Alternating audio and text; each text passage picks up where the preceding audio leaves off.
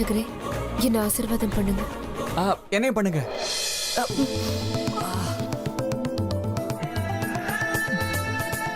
ஆயுஷ்மான் பவ, சீக்கிரமேவ சந்தான பிராப்திரஸ்து. பாத்தீங்களா அமிர்தா, அர்ச்சகர் நம்மள புருஷன் பொண்டாட்டி நினைச்சிட்டு குழந்தை பிறக்கணும்னு ஆசீர்வாதம் பண்ணிட்டாரு. அவர் சொன்ன மாதிரியே நமக்கு ஒரு டசன் குழந்தைங்களாவது பிறக்கணும். ஏன் சொல்லுங்க? அப்பதான் இந்தியன் கிரிக்கெட் டீமை உருவாக்க முடியும். அதுக்குதான். அர்ச்சகரே, எனக்கு இன்னும் கல்யாணம் ஆகல. மன்னிச்சிடுமா, ரெண்டு பேரும் சேர்ந்து கால்ல விழுந்தீங்க இல்லையா, அதனாலதான் ரெண்டு பேரும் புருஷன் பொண்டாட்டிங்க நினைச்சிட்டமா. பரவாயில்ல, இன்னைக்கு கல்யாணம் ஆகலன்னா என்ன, இப்படியும் கல்யாணம் பண்ணிக்க போறவங்க தானே. ஆமா ஆமா, நாங்க ரெண்டு பேரும் கல்யாணம் பண்ணிக்க போறவங்க தான்.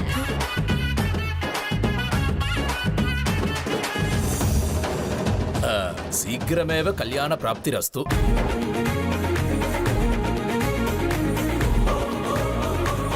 உங்க ரெண்டு பேரையும் பார்க்கும்போது ஒருத்தர் மேல ஒருத்தர் ரொம்ப அன்பு வச்சிருக்கா மாதிரி தெரிகிறது. ஆமா, ஆண்டவன் சன்னிதானத்துக்கு வந்திருக்கீங்க, எல்லாம் நல்லதே நடக்கும். சுபமஸ்து, சுபமஸ்து.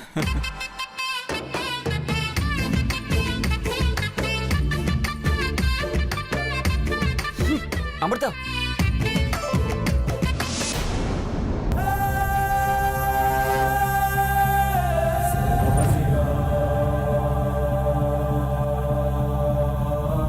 தம்பி ஒரு நிமிஷம் நில்லுப்பா. இங்க குருவி புறா சுடுறவங்களா இருக்காங்களாமே. ஓ, புறா அங்கே வந்திருக்கீங்களா? ஆமா. அப்படி போங்க, 2வது வீடு. அப்படியா?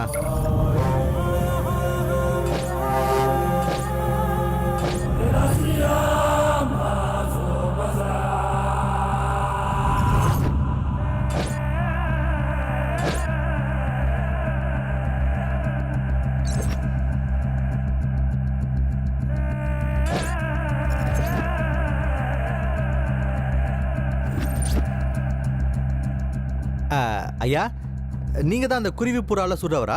ஆமாங்க. எனக்கு புறா வேணும். எவ்வளோன்னு சொல்லுங்க. ஒரு ஜோடி 500 ரூபாய் ஆகும். அப்படியா? எனக்கு பாம்பு வேணும், கிடைக்குமா? பல்ல புடுங்காத விஷப்பாம்பு. என்ன சாமி இப்படியெல்லாம் கேட்குறீங்க? பாம்பு பிடிக்கிறதெல்லாம் நாங்கள் எப்பவோ விட்டுட்டோம். வெறும் குருவி புறான்னு சுட்டு வயிற்று பொழப்போ ஓட்டிக்கிட்டு இருக்கோம். இதை பாரியா, பறவைகளை சுடுறதும் தப்பு தான், பிடிச்சி உள்ள தூக்கி போட்டுருவானுங்க.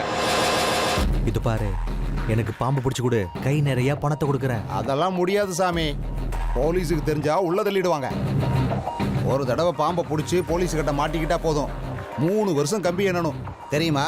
அதான் கை நிறைய காசு தரேன்னு சொல்றேன்ல சாமி. பாம்பு பிடிக்கிறதே தப்புன்னு சொல்லிக்கிட்டு இருக்கேன், திரும்ப திரும்ப காசு கொடுக்குறேன்னு சொல்றீங்க. இதை பாருங்க சாமி, நீங்க யாரு என்னென்னலாம் எதுவும் தெரியாது. ஆனா நான் பாம்பெல்லாம் பிடிக்கிறது இல்லைங்க, தயவு செஞ்சு போயிடுங்க. ஓஹோ, புரிஞ்சு போச்சு, விடு. நான் போலீஸ்காரனோ என்னமோன்னு சந்தேகப்படுறேன், அவ்வளவுதானே. இந்தா இதை பாரு, நான் பிசினஸ் மேன், பாத்துக்கோப்பா. அப்போ சத்தியமா நீங்க போலீஸ் இல்லையா? இல்லப்பா, சத்தியமா நான் போலீஸ்காரன் இல்ல. இப்பயாவது ஒரு நல்ல விஷப்பாம்பை பிடிச்சி தரியா? சரிங்க சாமி, உங்களுக்கு விஷப்பாம்பு நான் கொடுக்குறேன். ஆனா இந்த விஷயம் வேற யாருக்கும் தெரியக்கூடாது. அட என்னையா நீ, நான் தண்டோராவை போட்டு ஊரையே கூட்டிட்டு வரேன். ஊருக்கு நடுவில் ஒரு பெரிய கட் அவுட் ஃபிளெக்ஸ் எல்லாத்தையும் போட்டு வைக்கிறேன்.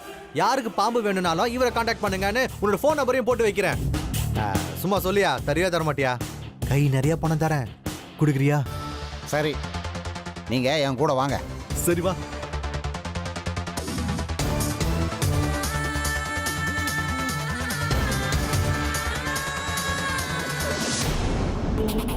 என்னங்க அமிர்தா, இப்படி பிடி உஷா மாதிரி ஓடிக்கிட்டே இருந்தா என்ன அர்த்தம்? இல்ல நானா புலிய சிங்கமா என்ன பார்த்து பயந்து ஓடுறதுக்கு? உங்ககிட்ட பேசணும்னு ஆசையா வந்திருக்கேன். நீங்க இப்படி பண்றது எனக்கு ரொம்ப கஷ்டமா இருக்குங்க. அமிர்தா நில்லுங்க, உங்ககிட்ட தாங்க பேசிட்டு இருக்கேன். இப்போ உங்க உடம்புக்கு எப்படி இருக்கு? அப்பா, ஒரு வழியா நான் ஆசைப்பட்டவே என்ன பார்த்துட்டா. கடவுளே, ரொம்ப தேங்க்ஸ். ஐயோ, மறுபடியும் ஓடுறாளே, தேங்க்ஸ் கேன்சல். எங்க அமிர்தா நில்லுங்க, எங்க அமிர்தா நில்லுங்க. நீங்க உடம்பு சரியில்லாம துடிச்சிட்டு இருக்கும் போது நான் எவ்வளவு கஷ்டப்பட்டேன் தெரியுமா உங்களுக்கு? என்னதாங்க ஆச்சு உங்களுக்கு? டாக்டருக்கு கூட உங்க பிரச்சனை என்னன்னு புரியலையாமே. நீங்க பூஜை பண்ற இந்த சிவன் உங்க மேல கருணை காட்டியிருக்கான். அதனால தான் நீங்க இன்னைக்கு ஆரோக்கியமா இருக்கீங்க. என்ன வேணா இருக்கட்டும், நீங்க மறுபடியும் கோவிலுக்கு வந்துட்டீங்கல்ல, எனக்கு அதுவே திருப்தியா இருக்குங்க.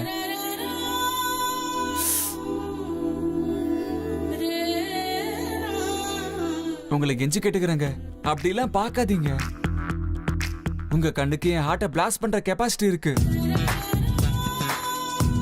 அது என்ன கண்ணா இல்ல அக்னி குண்டமா? அன்பா பாக்கிறதுக்கு தாங்க ஆண்டவன் கண்ணை கொடுத்துருக்கான். உங்க கல்ல நான் எப்படி பார்த்தாலும் அதுல அன்பே தெரியல. என் எதையும் எப்படி வலிக்குது தெரியுமா? விருப்பப்பட்டவங்களுடைய வெறுப்பை தாங்கிக்கிற இதயத்தை தெய்வம் எல்லாருக்கும் கொடுக்கறது இல்லைங்க. நேத்து நீங்க உடம்பு சரியில்லாம துடிச்சுக்கிட்டு இருந்தப்போ நான் எப்படி துடிச்சு போயிட்டேன் தெரியுமா? நேத்து எனக்கு உடம்பு சரியில்லாம போச்சுன்னு உங்களுக்கு எப்படி தெரியும்? என்னங்க இப்படி கேக்குறீங்க? ஒண்ணுமே தெரியாத மாதிரி பேசுறீங்க. நீங்க வேணும்னு தானே என்ன கிண்டல் பண்றீங்க?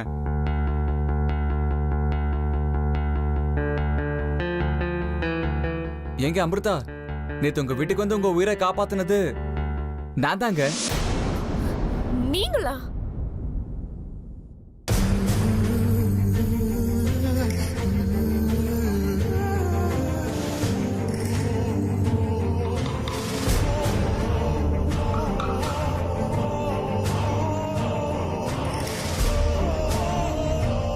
இல்ல, அது நீங்க கிடையாது. அது நீங்களா இருக்க சான்ஸே இல்ல. என்னங்க உண்மையை சொன்னா கூட நம்ப மாட்டேங்கிறீங்க? சத்தியமா உங்களை காப்பாத்துறது நான் தாங்க. ஏன் மேல சத்தியம், நம்புங்க. காதலிக்கிற பொண்ணு முன்னாடி நின்னுக்கிட்டு பொய் சொல்ற அளவுக்கு கெட்ட எதையும் எனக்கு இல்லைங்க. சும்மா சும்மா தேவையில்லாத காரணங்கள் சொல்லிட்டு என் பின்னாடி சுத்துறத நிறுத்துங்க. உங்களுக்கு வேற வேலையே கிடையாதா? ஆமா இல்லங்க, அப்படியே வச்சுக்கோங்க. உங்ககிட்ட பேசுறது, உங்களை பத்தி கனவு காண்றது, உங்களை பத்தி யோசிக்கிறது, உங்களை காப்பாத்துறது, இதுதாங்க என் வேலை. இதை விட முக்கியமான விஷயம் எனக்கு வேற எதுவுமே இல்ல. உங்களுக்கு என்ன கிறுக்கா?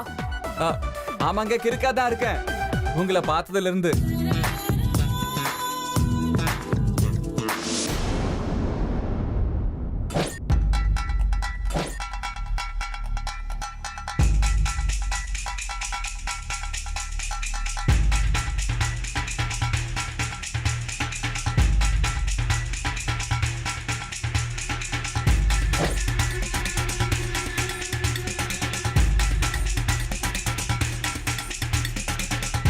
பாருங்க சாமி, இதான் நாகப்பாம்பு. நேற்று தான் பிடிச்சிக்கிட்டு வந்தேன். இன்னும் ஒரு தடவை கூட இது கடிக்கல.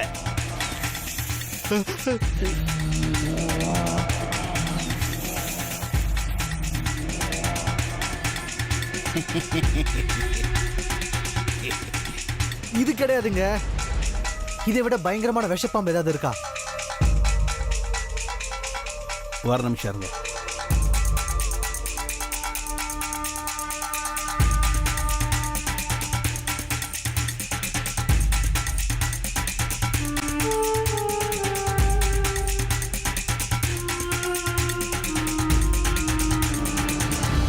பாருங்க சாமி, இது பயங்கர விஷப்பாம்பு. இது மனுஷனை கடிச்ச அரை மணி நேரத்துக்குள்ள கை கால் விழுந்து ஹார்ட் அட்டாக் வந்து இம்மீடியட்லி மேல போய் சேர்ந்துருவாங்க. எனக்கு இந்த மாதிரி பாம்புலாம் வேணாம்ப்பா. இதை விட பயங்கரமான விஷத்தன்மை உள்ள பாம்பு வேணும். மலைப்பாம்பு இருக்கு, காட்டவா? சே சே, இந்த மலைப்பாம்பு, நாகப்பாம்பு, சாரப்பாம்பு இதெல்லாம் எனக்கு வேண்டாம். இது எல்லாத்தையும் விட ரொம்ப ஸ்ட்ராங்கா இருக்கணும். கடிச்ச அடுத்த நிமிஷமே செத்துடணும். அப்படி ஒரு பாம்பு இருக்கா சொல்லு. கடிச்ச உடனே சாகணுமா? இந்த பாருங்க சாமி, கடிச்ச அடுத்த நிமிஷமே சாவணும்னா அது காளிங்க சர்ப்பத்தால மட்டும்தான் முடியும். காளிங்க சர்ப்பம் அந்த பாம்பு இருக்கா? காளிங்க சர்ப்பத்தை பிடிக்கிறதா சுவாமி? அத்தை பிடிக்கிறது அவ்வளவு சுலபம் கிடையாது. அத்தை பிடிக்கிறதா இருந்தா ஒரு வாரம் காட்டுக்குள்ளேயே தங்கி ராத்திரி பகல்னு தேடி அதை பிடிக்கணும். அது ரொம்ப கஷ்டமான வேலை சாமி. வேற என்ன வேணும்னாலும் கேளுங்க, நான் கொடுக்குறேன். எனக்கு அந்த பாம்பு தாங்க வேணும். அதுக்கு எவ்வளவு பணம் வேணும்னாலும் கேளு, நான் தரேன்.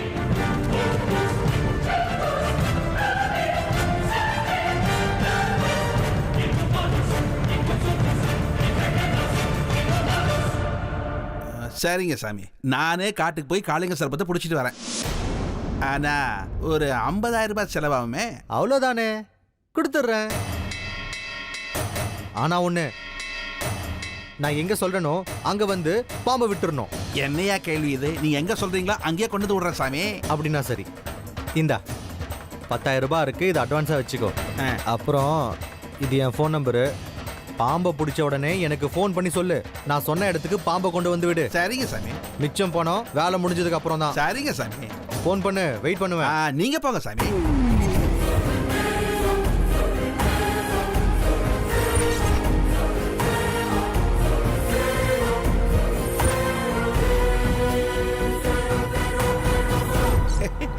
சரி கிராக்கி, சரி வா போய்.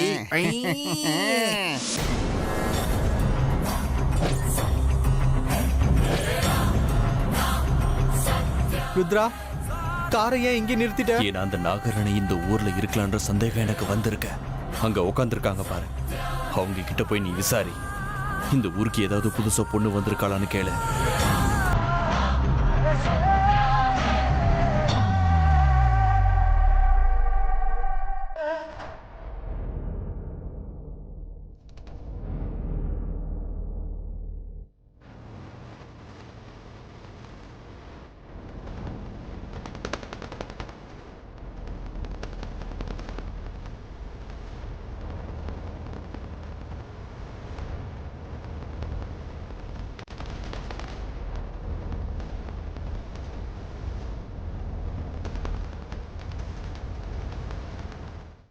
அப்படி யாருமே வரலன்னு சொல்றாங்க ருத்ரா. இங்க இல்லைன்னா அவ வேற எங்கதான் போயிருக்கா? அவ எங்கதான் ஒளிஞ்சுகிட்டு இருக்கா?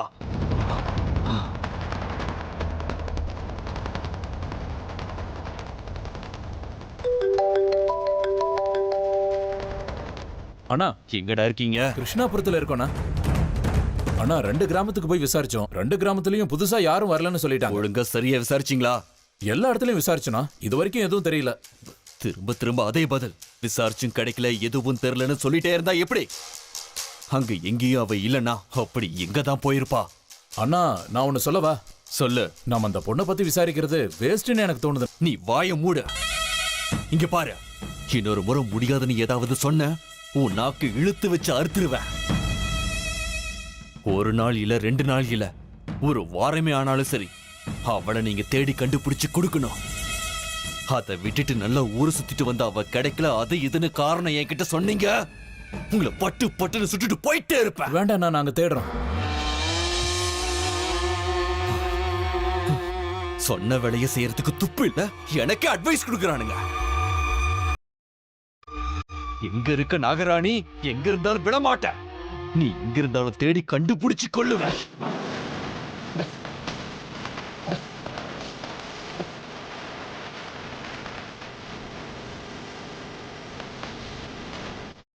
ஏன் சரோஜா, எதுக்காக திடீர்னு ஜோசியரை பார்க்கணும்னு சொல்றாங்க? ஒன்றும் இல்லைங்க, அமிர்தாவை பத்தி கேட்கறதுக்கு தான். அமிர்தாவை பத்தியா? ஏன்? சொல்றேன் இருங்க. அதுக்கு முன்னாடி ஒரு விஷயம். அமிர்தா நம்ம வீட்டுக்கு வந்து கொஞ்ச நாள் தான் ஆச்சு. இருந்தாலும் அவ மேல நம்ம எவ்வளவு பாசம் வச்சிருக்கோம். உண்மைதான் சரோஜா, நீ சொல்றது ரொம்ப சரி. அவ வந்த கொஞ்ச நாள்லயே நமக்கு ரொம்ப பிடிச்சு போயிட்டா. நம்ம எல்லாரோட மனசுலயும் நிலைச்சு உட்காந்துட்டா. ஆமாங்க, ஆனா மனசுக்குள்ள ஏதோ ஒரு குழப்பம். அமிர்தா நம்மளை எல்லாம் விட்டு போயிடுவான்னு ஒரு சந்தேகம். அப்படி ஒரு வேளை அவ நம்மளை விட்டுட்டு போறேன்னு சொன்னா நம்ம என்னங்க பண்றது? எதையாவது பண்ணி அவ நம்மளை விட்டு போகாத மாதிரி செய்யணுங்க. சரோஜா, நீ சொல்றது கேட்கும்போது எனக்கு ரொம்ப ஆச்சரியமா இருக்கு. அமிர்தா வீட்டை விட்டு போயிடுவாளா? இங்க பார், அவ நம்மளை விட்டு போறது எனக்கு விருப்பமே இல்ல. அதுக்கு நம்ம கிட்ட இருக்கிறது ஒரு வழிதாங்க. அமிர்தாவை நம்ம மறுபடி தத்து எடுத்துக்கணும். மறுபடி நாம அவளை தத்து எடுத்துக்கிட்டோம்னா அதுக்கப்புறம் அவ நம்மளை விட்டு எங்கேயும் போக மாட்டா. ஏன் சொல்றேன்னா, அவ சட்டப்படி நம்ம பொண்ணாயிடுவா. நீ சொல்றது ரொம்ப கரெக்ட். அவளை தத்தெடுத்துக்கிறதுல உனக்கு எவ்வளவு சந்தோஷமோ அந்த அளவுக்கு எனக்கும் சந்தோஷம்தான். ஆனா எனக்கு ஒரே ஒரு சந்தேகம் தான், அமிர்தா இதுக்கு ஒத்துப்பாளான் தான். கண்டிப்பா ஒத்துப்பாங்க. அது எப்படி ஒத்துக்க மாட்டேன்னு சொல்லுவா? நான் உறுதியா சொல்றேன். அது மட்டும் இல்ல, அவளுக்கு சொந்தம்னு சொல்லிக்க யாருமே இல்ல அப்படின்னு அந்த கோவில்ல இருக்கிற அர்ச்சகர் சொன்னார்ல. அவர் சொன்னதெல்லாம் சரிதான். ஆனா ஒரு பொண்ணுக்கு சொந்தம்னு சொல்லிக்கிறதுக்கு ஒருத்தர் கூடமா இருக்க மாட்டாங்க. தூரத்து சொந்தம்னு யாராவது ஒருத்தர் இருந்தே ஆகணும்.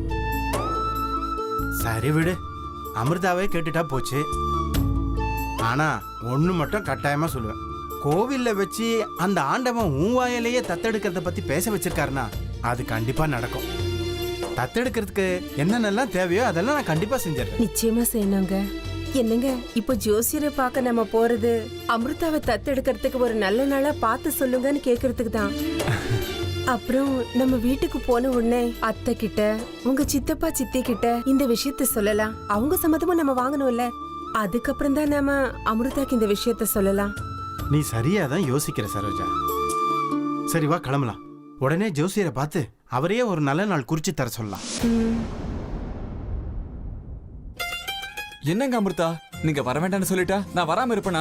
நிலா எப்படி பூமியை சுத்தி சுத்தி வருதோ அந்த மாதிரி நானும் உங்களை சுத்தி சுத்தி வந்துட்டு இருப்பேன். பார்க்கலாம் எத்தனை நாளைக்கு தான் நீங்க என்ன தூக்கி எறிவீங்க. நில்லுங்க அமிர்தா, நீங்க எங்க போனாலும் விட மாட்டேன். என்னங்க நீங்க ரொம்ப அநியாயம் பண்றீங்க. அந்த காலத்துல தான் ஆம்பளைங்க கிட்ட பேசுறது தப்பு. இந்த காலத்துலயுமா என் மேல உங்களுக்கு கருணையா இல்லையா? நான் ரொம்ப நேரமா கத்திக்கிட்டே இருக்கேன். ஏங்க ஒரு டீசென்டான பையன், எத்தனை நாள் தாங்க உங்க பின்னாடி சுத்திட்டு இருப்பேன்? நீங்க என்ன பார்க்கவே மாட்டேங்கிறீங்க, பேசவே மாட்டேங்கிறீங்க. நீங்க பாட்டுக்கு சாமியை கும்பிடுறீங்க. ஆண்டவன் மேல பக்தி இருக்கணும், அதுக்காக இப்படியா முழுகணும்? என்னோட காதல்ல எப்பங்க முழுகுவீங்க? ஒரு தடவை சொன்னா உங்களுக்கு புரியாதா? தயவு செஞ்சு இப்படி என் பின்னாடி சுத்தாதீங்க. எனக்கு இதெல்லாம் சுத்தமா பிடிக்காது.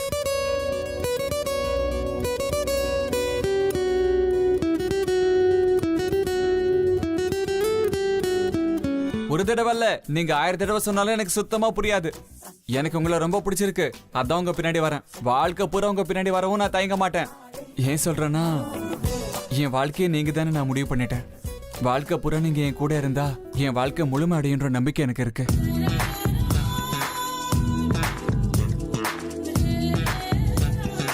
அது சரி, மறுபடியும் மிஸ் மாயம்மா மிஸ் ஆயிட்டாங்க. கண் கொட்டாம இவங்களை ஃபாலோ பண்ணிக்கிட்டே இருக்கணும். அப்படி இல்லைன்னா என் வாழ்க்கையோட நெட்வொர்க் எனக்கு கிடைக்காது.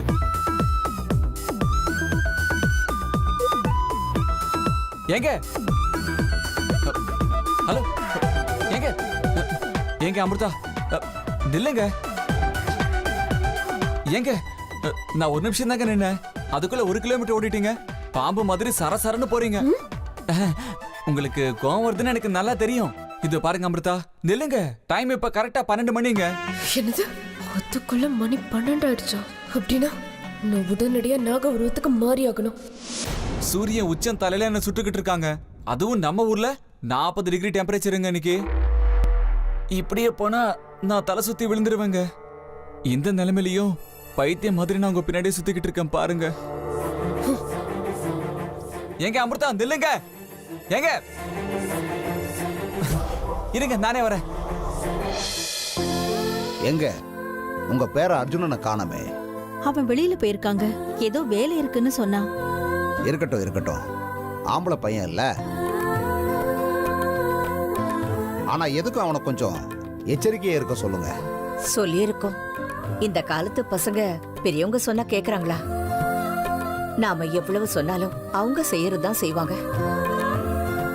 நாங்க திட்டுவோன்னு பயந்து கொஞ்சம் எச்சரிக்கையா தான் இருக்கா. இருக்கட்டும் இருக்கட்டும், இன்னும் கொஞ்ச நாள் எச்சரிக்கையா இருந்தானா அவன் நல்லா இருப்பான்.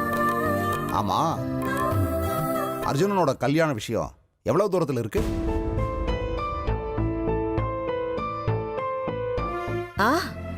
பொண்ணு பாத்துக்கிட்டே இருக்கோம்.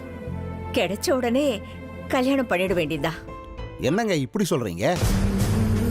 சமீபத்துல தானே நான் உங்ககிட்ட எச்சரிக்கை பண்ணேன், உங்க அர்ஜுனனுக்கு சர்ப்பதோஷம் இருக்குன்னு. அதோட பிரபாவம் நாளுக்கு நாள் அதிகமாகிட்டே போகும். நாளைக்கு ஒரு நாள் அவனோட முடிவுக்கு அதுவே ஒரு காரணமாகவும் இருக்கும். நீங்க சொன்னது எங்களுக்கு புரியுதுங்க. ஆனா அர்ஜுனனுக்கு ஏத்த மாதிரி ஒரு நல்ல பொண்ணு கிடைக்கணும் இல்லையா? அவனுக்கு ஏத்த பொண்ணு கிடைக்கணுங்கிறத நானும் ஒத்துக்கிறேன். ஆனா பொண்ணை தேடுறதுக்கு நீங்க இவ்வளவு காலம் எடுத்துக்கிட்டா உங்க பேரனை நீங்க மொத்தமே இழக்க வேண்டி வரும்.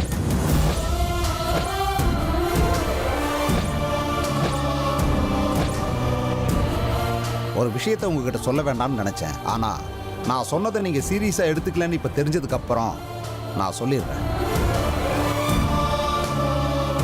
என்ன சொல்றீங்க? நீங்க பேசுறத பார்த்தா ஏதோ பெரிய விஷயம் இருக்கும் போல இருக்கு. எனக்கு ரொம்ப பயமா இருக்கு. பெரிய விஷயம் போல இருக்கு இல்லைங்க, இது ஆபத்தான விஷயம். இந்த விஷயத்தை இனிமே சொல்லாம இருக்க முடியாது. பாருங்க, இன்னும் சரியா 2 மாசத்துக்கு அப்புறம் வர்ற மகாலய அமாவாசை அன்னைக்கு ராத்திரி 12 மணிக்குள்ள உங்க பேரனுக்கு கல்யாணம் ஆகலைன்னா அவன் சாகிறது நிச்சயம்.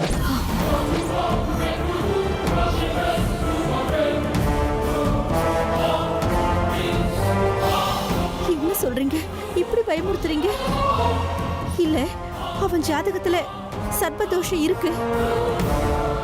அதுக்கு பரிகாரமா சர்ப்பசாந்தி ஹோமம் பண்ணலாம் இல்லையா? நான் அன்னைக்கே சொன்னேன், இதுக்கு மேல எவ்வளவு சர்ப்பசாந்தி பண்ணாலும் இதுக்கு பரிகாரம் ஆகாது. இதுக்கு பரிகாரம் கிடைக்கணும்னா அவனுக்கு வரப்போற பொண்டாட்டியோட தாலி பாக்கியத்தால தான் முடியும். அதுக்காகத்தான் சொல்றேன், இன்னும் 2 மாசத்துக்குள்ள அர்ஜுனனுக்கு நீங்க கல்யாணம் பண்ணி வைக்கலன்னா தலையெழுத்து எழுதுற அந்த பிரமனால கூட அர்ஜுனனோட உயிரை காப்பாற்ற முடியாது.